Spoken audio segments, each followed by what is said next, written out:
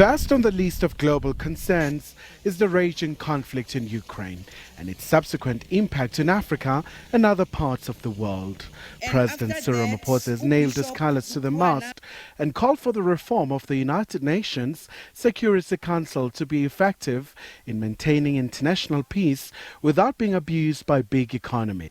The conflict in Ukraine has continued to deepen the global crisis that we face, and on the African continent we also facing the effect of that conflict through the rising fuel prices as well as food shortages.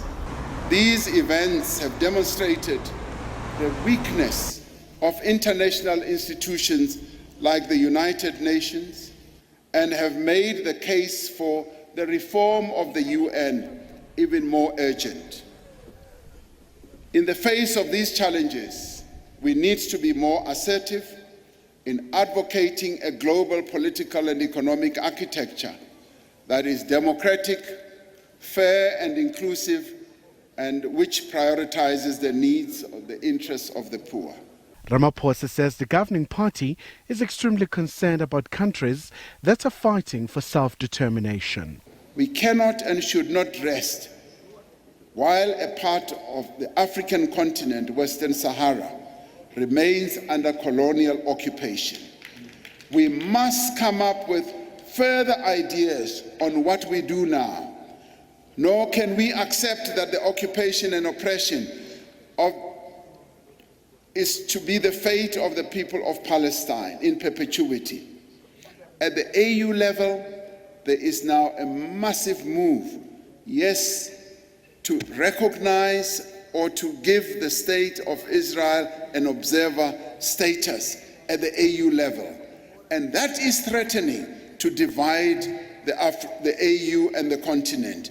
On other critical issues of development in the African continent, the ANC leader says the African continental free trade area is presenting massive opportunities to change Africa's economic prowess. By increasing trade amongst African countries, the AfCFTA will drive production in areas like manufacturing, agro-processing and other activities across the continent.